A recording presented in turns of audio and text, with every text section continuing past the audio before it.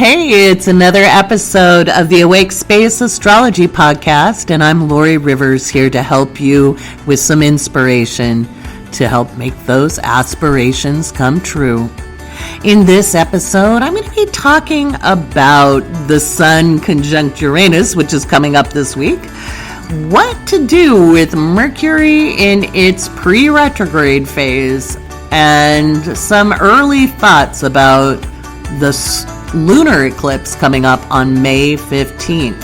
We're going to have some mod talk where we talk about our soul's intent. And I'll be, of course, giving the patron shout outs as always, because without the patrons, there is no podcast.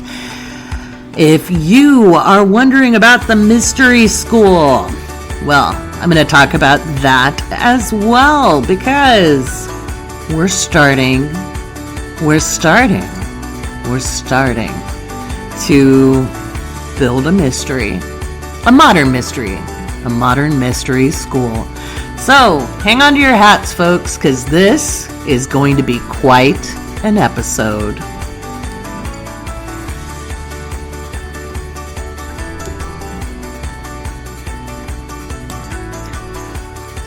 Well, May the 4th. You may be wanting the 4th to be with you, because it's a heck of a day. And it's really in the evening time of the 4th that we're going to see some of the weirder energy, let's say, because we have the Sun conjunct Uranus. That itself is just kind of big bada boom energy. And it's sextiled Mars in Pisces. So this tells me there's some weather coming up. There's going to be some big waves, lightning storms, hailstorms, probably a tropical depression or two.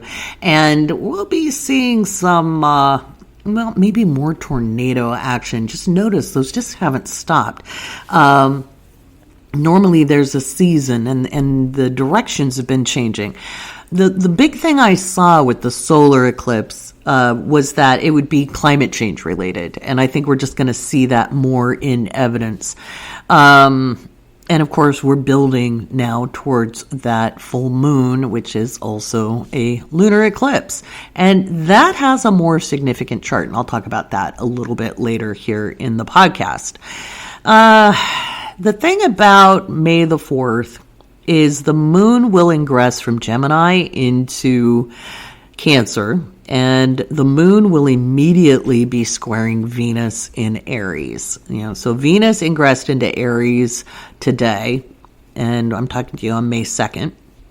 And so there's going to be some discontent.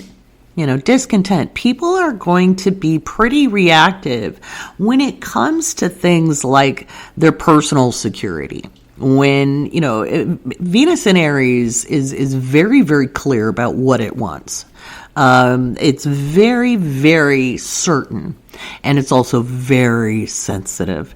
It doesn't put up with BS at all. In fact, a good example of Venus in Aries is Lady Gaga. Okay, Lady Gaga, very sensitive person with very strong code of ethics, a very strong code of what is important to her, and also a very sensitive person. And so with this transit, we're all feeling that energy in whatever house it is where Venus in Aries is falling. So you want to look at your natal chart, look for Aries, and on May the 4th, Venus will be at 2 degrees Aries. And it'll be squared by the moon in Cancer just after like 5:30-ish. And then, of course, we have the Sun and Uranus approaching an exact conjunction at that time. And that's where the energy is strongest. So we may see action before 6 p.m. I'm just looking at the 6 p.m. chart. And it's going to be towards the west. So West Coast. Okay. I think we could see some offshore seismic activity. I think maybe the the Gulf, not the Gulf of Mexico, but the other side of the Baja area might see some rumbles. It's been pretty active down there lately. I don't look when I'm forecasting. I look afterwards, but, and I only look for 4.0s and above. And those of you who don't live in an earthquake zone, that might seem like, well, why? Because if I'm looking at every seismic level, there's literally thousands of earthquakes a day. I'm looking at things that do property damage and personal damage and interrupt life. So anything above a 4 is what I have on my earthquake app. And I only have it alert for my local area because otherwise it'd be dinging all day. So we also have Pluto retrograde in a sextile to Jupiter. And that's not necessarily bad, but it is a time where we're going to have opportunities related to personal and spiritual growth we've made, where we've unpacked patriarchy in ourselves, where we've unpacked social cultural conditioning. We've done a lot of work over this last, 8 weeks, 9 weeks, 10 weeks. And so now it's time to kind of revise and review and look at what's going on. So Mercury, speaking of, Mercury is at 3 degrees Gemini, 34 minutes in this chart.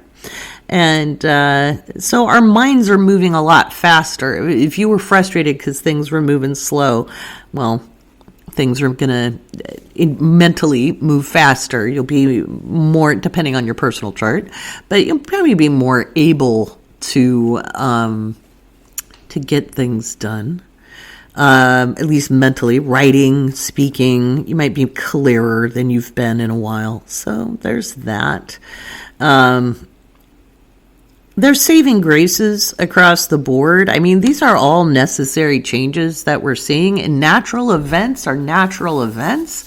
They're not always fun for humans or critters to live through, but it's just part of being on planet Earth.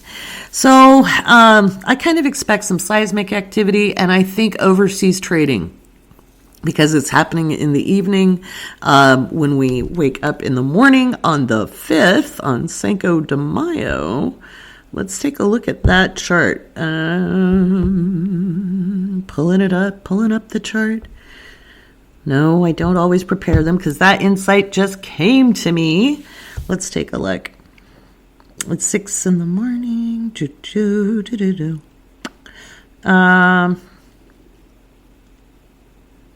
Yeah, so at 6 a.m. Pacific, the sun has already moved past Uranus. So I'm going to say probably Asia trading is going to have some upsets as well. And there might even be, have been some seismic activity on that side of the Pacific Rim. And that would make sense. There's been a lot more activity lately. That's just something we're going to see with Uranus in Taurus. That's why astrologers keep calling for earthquakes. This is earthquake symbolism when we see Uranus and Taurus, but it's got to get triggered by something. It's not just, oh, it's there must be earthquakes. You have to look for certain things, and no, I'm not going to explain what that is. That's mundane astrology, and it's a branch of mundane astrology, and it's complicated. It's not just one thing. It takes time to learn and study. So speaking of learning and studying, let's talk about the mystery school. So, there was some confusion in my Discord. So if you're a patron, this is for you. So I put it out there that I closed the patron tiers for Living by Luna and Cosmic Surfers. There's no way to upgrade to these at this point. That they're closed to patrons at this point. They're open to the public and patrons alike. When the Mystery School is open to the public, they are not part of the Mystery School core curriculum. It's an extra added thing. That includes the Mystery School. So we're building things out, and the reason I moved those 2 tiers into the Mystery School is because they're classes, and Patreon is great, but it's not great for curating content. So I moved people over so they could find all the videos easily and all the downloads and all the stuff that they got at that patron level, so that they didn't have to go sift through their emails, so that they have organized class space. And so not only are those continually being populated right now, they also get to help me out with the mystery school as we get things into those areas and we finish the design, making it pretty. So no, you can't take a peek at it. It's not ready yet. I'll announce it. I'm so glad you're excited, though, because I'm excited. So what is a modern mystery school? Well, mystery schools have famously taught particular, philosophies or belief systems. They almost all have you search inside of yourself to find your truth in some way. The thing about using mystery school information from, the Middle Ages and the Renaissance or before is that it's not always applicable to how we live today. And I know a lot of people are into quote unquote ancient wisdom, and there is some wisdom that is ancient. But if we want to move the narrative forward, we have to unpack patriarchy from it. And especially when you're looking at traditions that come out of Europe, both Eastern and Western, you're not going to find it patriarchy free, because patriarchy is so ensconced in European culture because it was developed in Chaldea, in Mesopotamia, right? And Western culture is based off, that was a Malcolm groan. Yeah, that's how I feel about the patriarchy too, buddy. But the patriarchy and Western culture kind of are intertwined because of the Indo-European development that happened in Europe. Okay, so Europe had indigenous peoples, and some of those were Neanderthal. I was very excited to have Neanderthal DNA. And so as populations moved in that were, now again, there were those who were not as patriarchal as others, but as people moved out of Chaldea into Western Europe and created those things that are now known as Western European culture or European culture, patriarchy is just part of the thought process. And so it's been my mission since I was in my 20s to find new, more progressive ways to explore these metaphysical concepts and move us forward. So it's not always about growth, but it's just about seeing the world differently and looking for solutions inside of ourselves differently. So unlike traditional mystery schools, which kind of have a dogma and belief systems, this mystery school is process-oriented, where you find your true north, where you find your belief systems, where you find what matters to you, your own personal gnosis, versus me coming in and saying, hey, this is how you have to live, this is what you need to believe. I don't care what you believe as long as you know what you believe and why. Okay. That's all I care about. I think nihilism is really dangerous. I think that doesn't give you anywhere to go. And I think sometimes believing in a little bit of magic, even if it seems silly and ridiculous, can help you get through some pretty tough times. I know there's those who are just like, be realistic. But, realism, when life gets hard or painful, sometimes it's okay to believe in fairies. Sometimes it's okay to believe in Santa. Sometimes it's okay to believe that white bird you saw the other day is meaningful. There's no harm in it. There was such a drive in the 70s and 80s to be realistic. Well, look what that got us. Because on one hand, it wasn't really real. We ended up kind of in a shit soup from some of those ideas.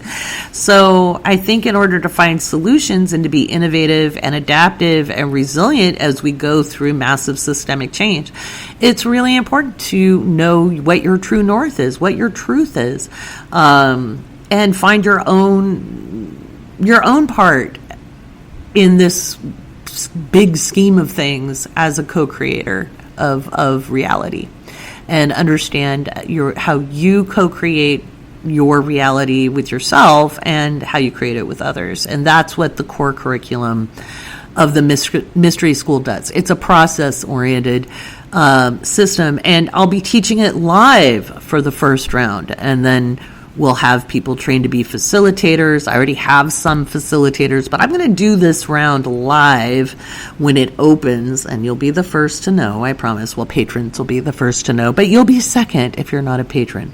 Okay, so you want to keep listening to the podcast. And so I'm very, very excited. Right now, there's just a ton of content going into the Mystery School, and we've been problem solving, just little beta testing things here and there, making sure people understand how it works. So that's been kind of fun too. And it's given me room to dream. And dreams are beautiful things. Dreams. It's one of my favorite, I don't know if you guys know Sixpence None the Richer. It was one of my favorite bands in the 90s. Famously known for a couple of songs. But let me see if I can find the lyrics to Dreams by Sixpence. Dreams, inconsistent angel things, horses bred with star-laced wings, but it's so hard to make them fly. Fly, fly. These wings beat the night sky above the town. One goes up and one goes down. And so the chariot hits the ground, bound, bound. We have forgotten, don't try to make me fly how it used to be. I'll stay here, I'll be fine how it used to be. Don't go and let me down how it used to be. I'm starting to like this town. When wings beat the night sky above the ground, will I unwilling shoot them down with all my petty fears and doubts. Down, down. That is just a little bit of that song. I kind of like it because on one hand it's a little bit melancholy, but there's still this hopeful wistfulness. And I think, when people reach out to me on TikTok or in the Patreon, and I can feel the panic. I can feel it when people are like, should I be worried? Should I be scared? And my answer to that is always no, because worry robs you of the present moment. You can prepare for uncertain times.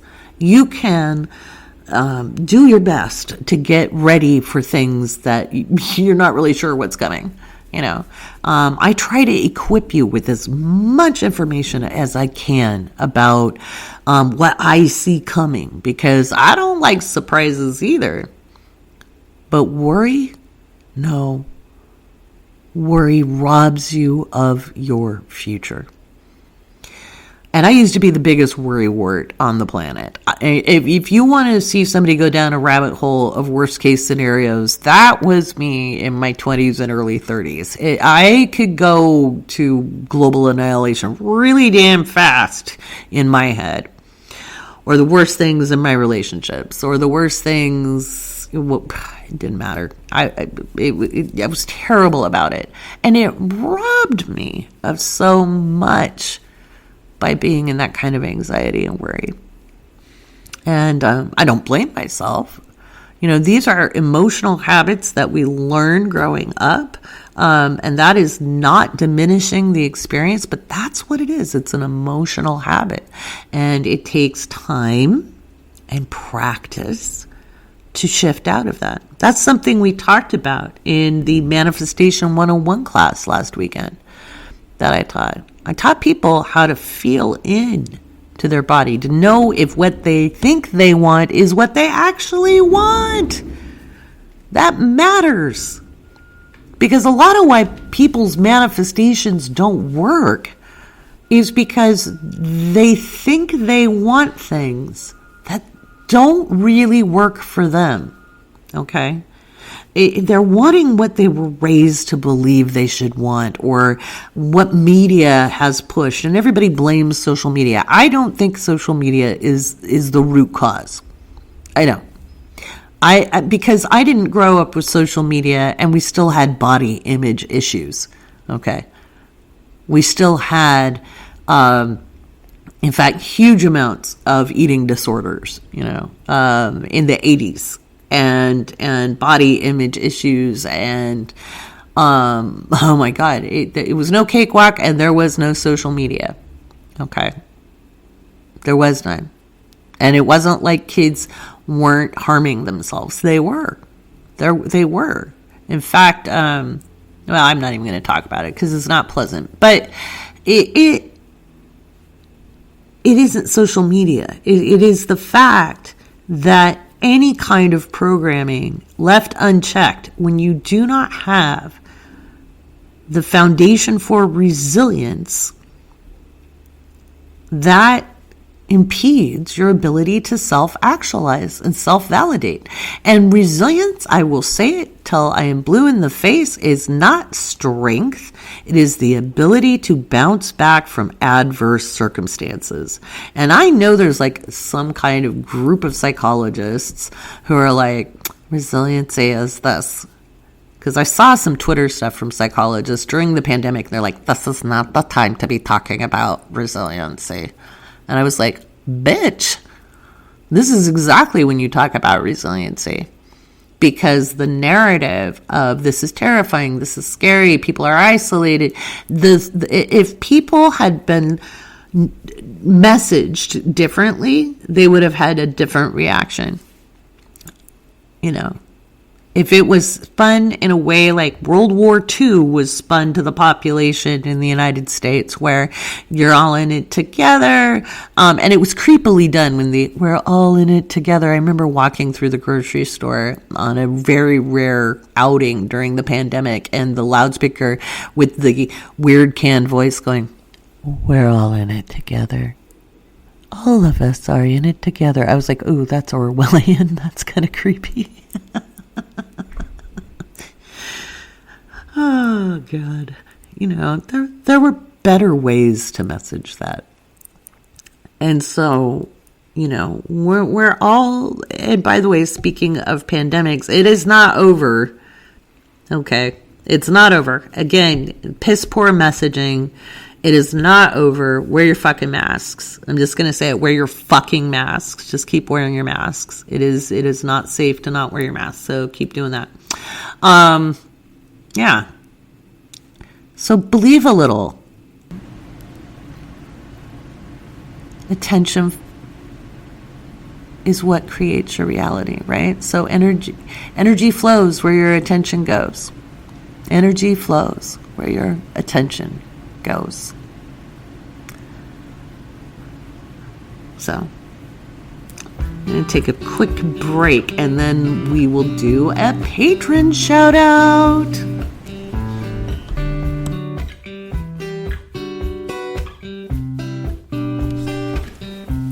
All right, we're back with some patron shout outs.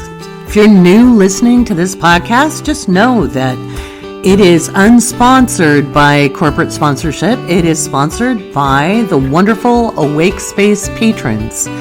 And every episode, I give shout outs thanking these wonderful people who aspire to build their lives and their communities in amazing ways. We talk a lot about astrology and metaphysics, and we have a lot of fun. We meet up once a month for coffee with Lori, and we're building a mystery school as well. And we'll be talking about that a little bit more in the next segment, but let's start with some shout outs. I like the beats on this song. I've been finding some really cool royalty-free tunes. All right. We've got a bunch of new people. We've got Aaron Smith, Robin B., Suzanne, Gabby, James, Lawrence, Chesney, Stephanie, Angela, Grisella, Laura, Amber, Elaine, Maggie, Jerry, Jessica, Crystal, David, Kristen, Audrey, Kathy, Misty, Kelly, Becky, Kurt, Liz, Aaron, Kathleen, Jody, Kimberlyn, Nikki, Dina. Once again, my greatest gratitude to you, and there are almost 400 people in the Discord. My goal is to hit 500 patrons over the next month. I would like us to hit and sustain 500 patrons. That would make it much easier for me to continue to build out all of the cool stuff here in the Awake Space podcast, as well as the Awake Space, a modern mystery school, which is going to be super fun. We've got a crazy website that's being built. That's not the learning portal, but with the entryway, with the doorway, it's going to be fantastic. I'm looking forward to seeing it. It's under development right now. And it's a little mystical. It's a little magical. And it's very practical at the same time. So it's not so esoteric that you can't apply the information. As you know, I don't like intellectualizing things overly much. I am an intellectual, but I believe you have to do some practicum in this world. You can't just keep, intellectual or intellectualized data to yourself. You have to be able to apply it if you want it to work. Knowing a lot doesn't do any good unless you put it into action. So there's that. Once again, big thank you to the patrons. If you're not a patron and you want to become one, it's super easy. Just head over to the link in the description and you can sign up there. Patrons get special discounts on readings and classes, and we meet up with me for coffee with Lori once a month, and other shenanigans. So, and not this episode, but most episodes, you guys meet behind the scenes and get to have some very special patron-only content as well when we do live streaming with the podcast. Speaking of special content, although it's not patron-only today, we're going to go into some mod talk. This is where me and the mods get together and talk, and this is the second part of the last round of mod talk with the gang. So let's get that in there.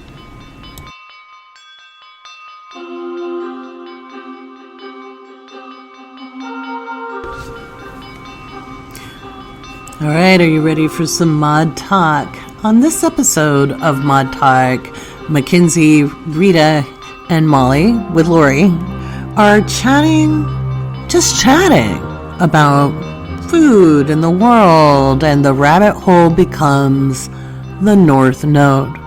It's really important to listen to the whole conversation because it has some really valuable insights about how we come onto our path.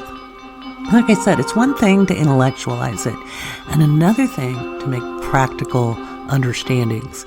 And that's what we're doing in this episode of Mod Talk. And I'll talk about the class on your soul's intent after this segment. Oh, I'm hungry. Food and video games sounds like a I good Sunday night. Right? yeah, Maybe I'll order pizza and just be a stereotypical gamer. Do it. Do it, yes. do it, Lori. It's I was never actually bad. thinking of you yesterday when I was at this Vietnamese place because I remembered how you told us the story about you living in another neighborhood that you moved from. Mm-hmm. And I was like, oh my God, that's so weird. I'm waiting for my pho soup, and I'm like, Lori, what are you doing inside my Love pho. Lori My gets around. favorite pho restaurant is in Linwood in Washington State, and it's called So Fucking Good. I love that. Fucking so fucking good. Oh, it's so funny. I love wordplay. It's also very good pho.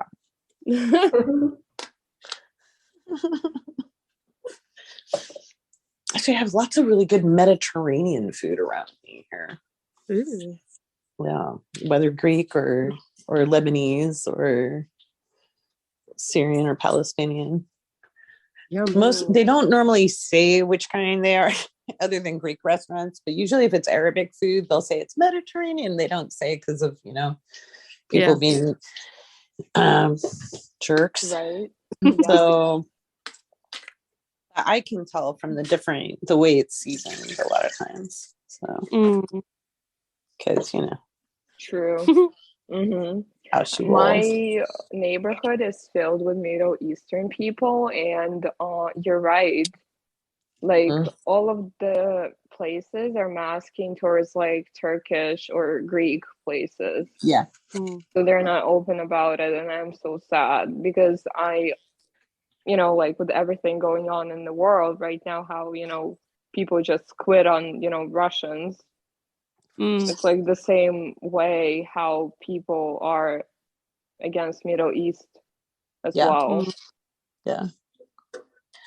Yeah, and it's unfortunate because people don't realize like there's good people and bad people everywhere.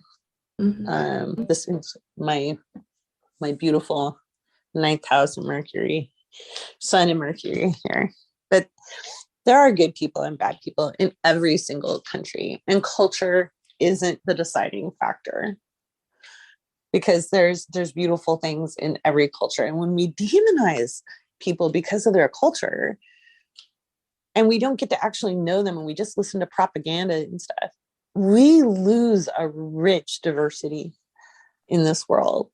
And it's just like, if you travel abroad as an American, and this is way back, like when I was traveling, people weren't very happy to see me in certain countries once they found out I was American because of things our country does overseas.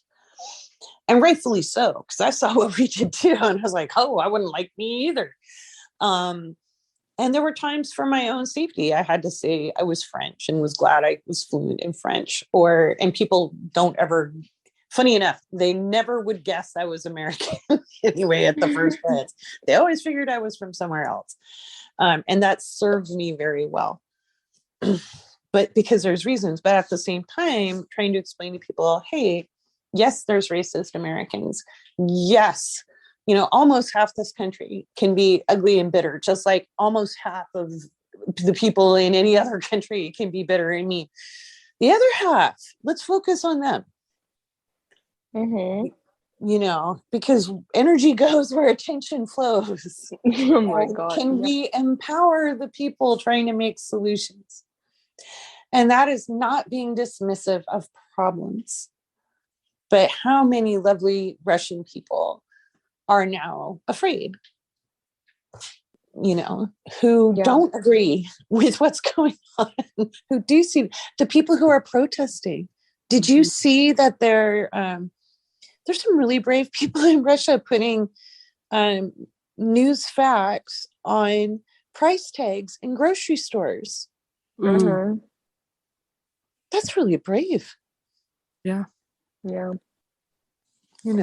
And I think it's important to let people know that actually it's really important to support those brave people, because I was one of them when I was there, and I met so much judgment from the other half of Russians that it's easy to feel hopeless. So when you see the support from other places, other cultures, you're like, yeah, I want to keep going. I will go to demonstrations. I will do everything in my power. I'm gonna, like create my own circles of, just to keep this going. Right. And so just because now we did the interview with you long ago, but you were born in the States and you were raised in Russia. Yeah. And so, sorry about that. So you have a really unique perspective. You are American, and you are Russian. And what did you risk when you did the demonstrations, when you did acts of dissidence? Yeah, I risked a lot. I mean, I was like, when I was there, I was by myself. I had a small cat, inside my apartment. And if I was arrested, no one would take care of him. Aww. Because my friends were abroad. And usually what happens is that people are getting arrested for like 2 weeks. Yeah. And no one had the keys to my apartment either. Right. So I was literally thinking about my cat, but I was like, I'll figure it out. And also, like, I'm grateful that I have dual citizenship.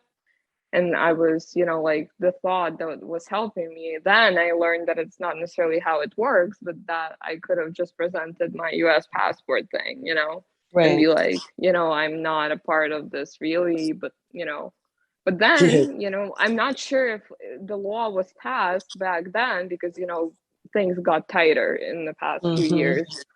Well, it's not how it works, because I have Russian citizenship too, and they can, act upon that when I was on the territory of Russian Federation. Yeah.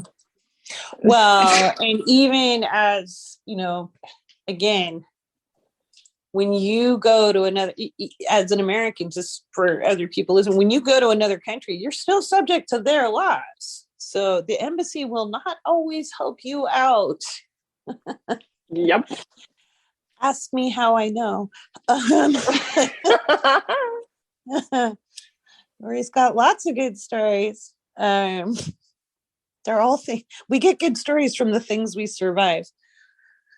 But so you did risk. You risked your personal safety. You risked your cat. You risked a lot of things, and then you risked enough that you came back here before COVID.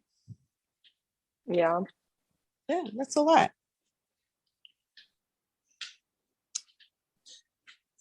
My brave girl. Actually, it was when the North Node was all around my NATO node. Oh, the nodal return? Yep. Yep. When we're put on our path. And it's uncomfortable. It's not comfortable. We're usually not thrilled about our nodal return to, the North Node to its return. We're usually not thrilled at all. Like, fine. Because it's not where we're comfortable. It's what we're here to learn. Where is your North Node again? Cancer, second house.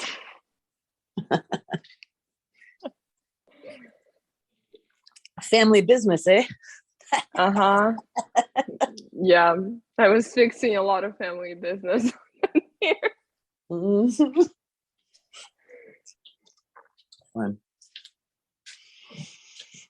No, those nodal returns. I read for somebody yesterday who was born pretty much right on my first nodal return, which happens when you're 19. So almost everybody has a significant moment that happened when they were 19. Whether they paid attention or not is beside the point. And By the way, your soul is never disappointed or mad or angry, or nor does it get damaged irreparably. Souls do not. Spirits, on another hand, do get bruised. I know. Mystery school stuff. But what about you guys? How are your nodal returns? I feel like I just had mine recently, but I'm bad with math. I think it was that day that I had that interesting alert from the pattern. Are you 38? 28. Hmm? Oh. Pisces North Node in the 12th at 24. No, that would not be your nodal return because the nodes are in Taurus right now. So when you're 38, Wow. mhm, Never mind. happens every 19 years. Molly, when did you move to New York first? I moved in 2011. I was out of college, so it wasn't when I was 19. Oh, okay. It was, I think it was, God, I don't even know how old I was then. It's been too long. Yeah. I'm looking back at mine, and I started college around that time.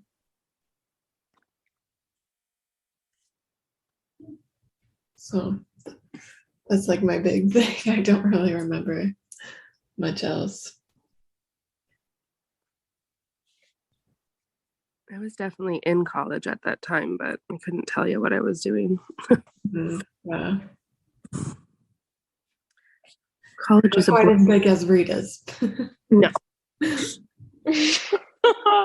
Guys, no. We were doing important shit, and we were in Right. college fucking around. Actually, Same. that's what I told people when they were like, why did you, quit? I'm like, I'm up to important shit. Like, what are you talking about? What college? Like, I don't have time for that.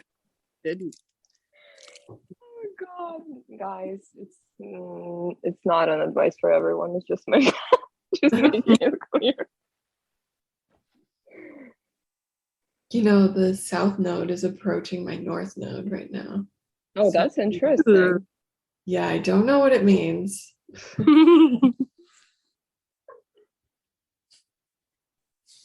It's your nodal opposition. Yes. That's what that is. It's the nodal opposition. And it is, it's kind of a checkpoint, so it's halfway through the nodal cycle. Huh. And so it's also a time where you use your past to move to your future. So past experience and skills are up on deck to move you forward. So that's why we never get rid of the South Node. Mhm. There used to be this idea of, oh, don't live in the South Node, don't use those skills, don't do that, because then you're not living in your purpose. No, we brought them in for a reason. That's some of the stuff I'll cover in the class that's coming up. Yeah. So remember that cool story about Mysteries, the bookstore in England? Mhm. Mhm.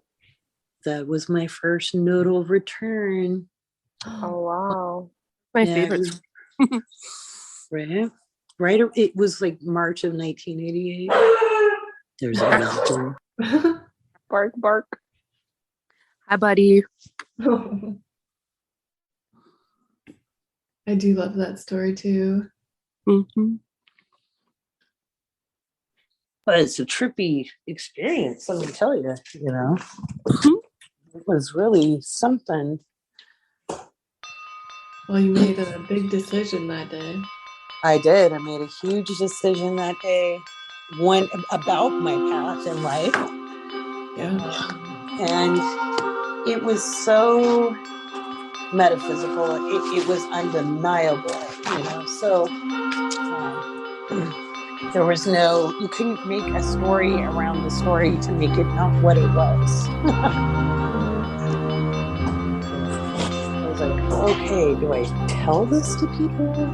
It sounds crazy. Although I had some friends.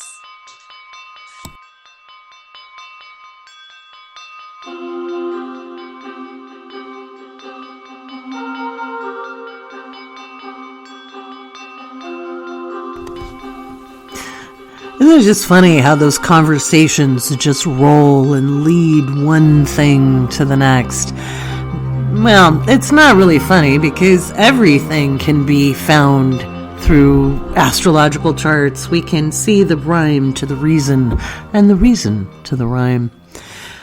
We'll have another round of Mod Talk coming up next week, and hopefully we'll have more of the crew on there. And do I know what we're going to talk about? No, these are unscripted, very organic conversations. This is what we do more than a couple times a week as we go down the rabbit holes.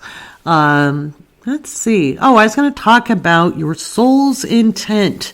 This is a 4-hour workshop that I'm leading on 2 separate Saturdays. So when you enroll, you're enrolling for 2 Saturdays, 2 hours at a time.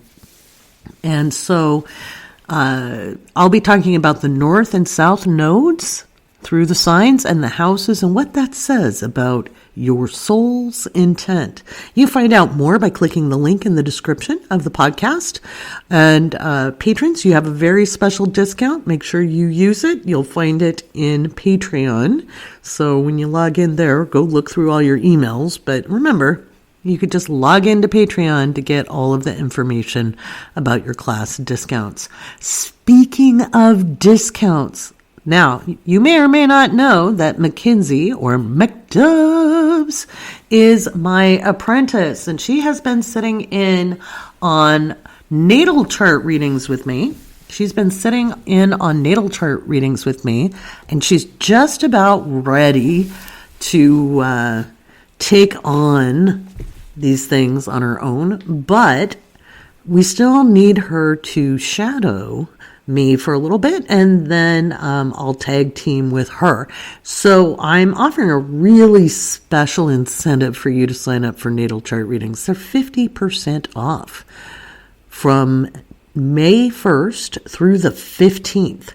If you've been wanting to get a natal chart done with me, then you want to book now and get 50% off. I will be present at all of these readings, and my apprentice will be with me.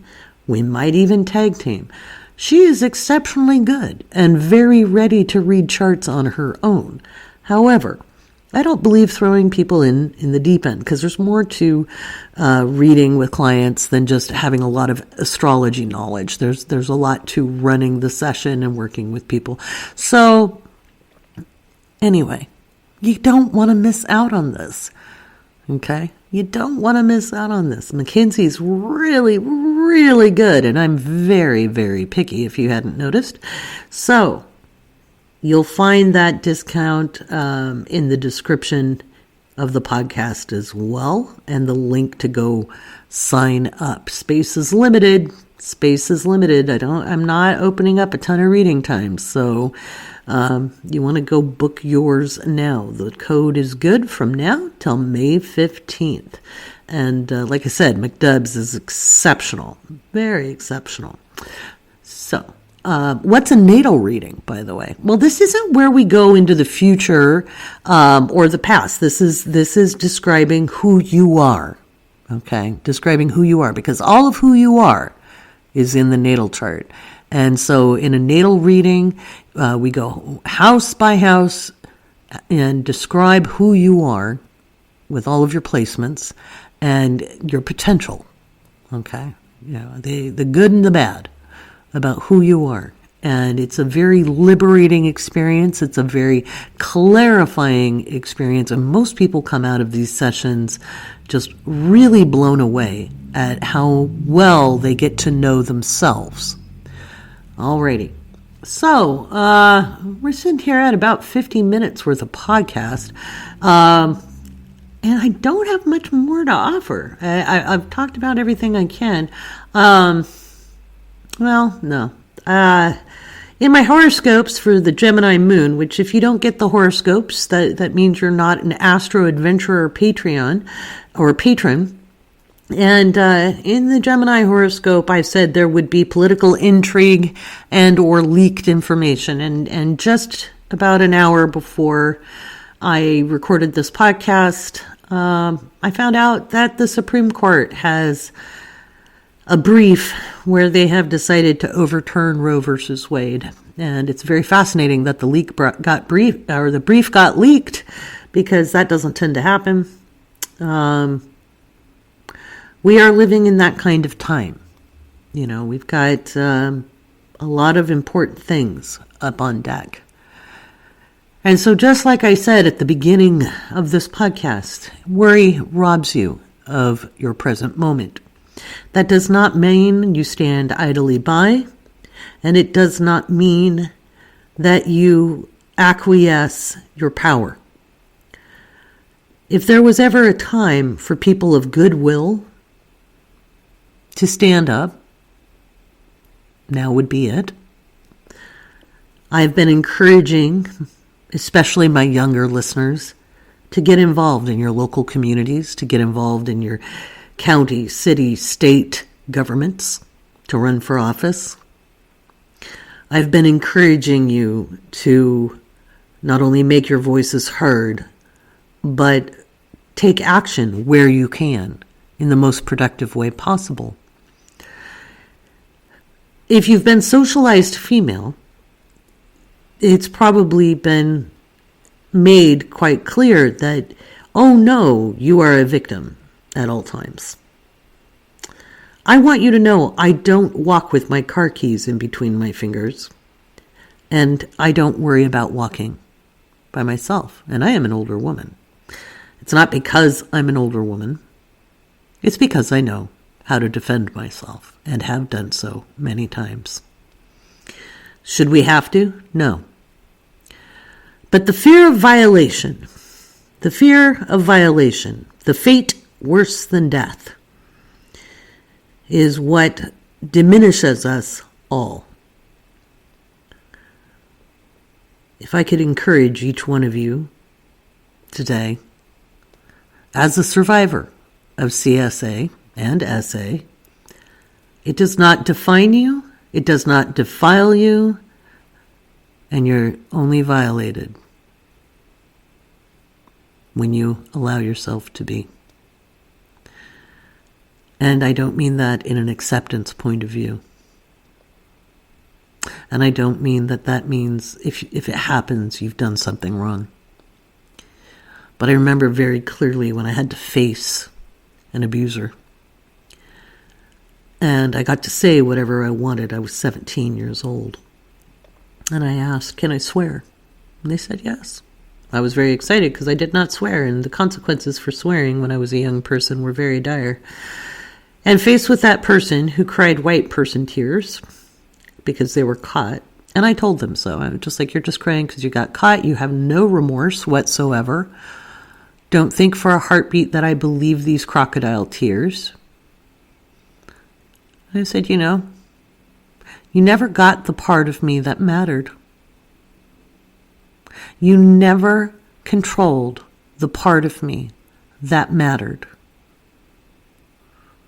You did not break me. Now, nobody there knew what I was talking about except that person, but I remembered the whispers in my ear that I will break you. I was never broken. Damaged, dinged up, traumatized, had to heal from it. But that person never took the most important part of me from myself. We get sold a story that somehow these people have more power. And that's why I tell you, if you train your Mercury, if you can train your mind, that's the one thing nobody can control, no matter what else happens to you. Don't buy the narrative. And as I said with my friend Nicole, who will be teaching numerology at the Mystery School, it's good to be a crone. And the crones ride at noon. I think that'll be our rallying cry pretty soon. I know I, for one, am not going to sit idly by while women become chattel again. Because we haven't been persons and we're still not legal people yet. The ERA has not been codified into law. Look it up. Fight for it. Fight for you. Fight for your children. But don't let worry rob you of your future. Let's co-create a better one. All right. That's me off my soapbox. You know me, I've got a ninth house sun and Mercury. I'm going to be on that soapbox. I always have, I always will. But I care deeply about people and this planet. And I think, by golly, it's going to be an interesting ride. I'll see you on the next episode.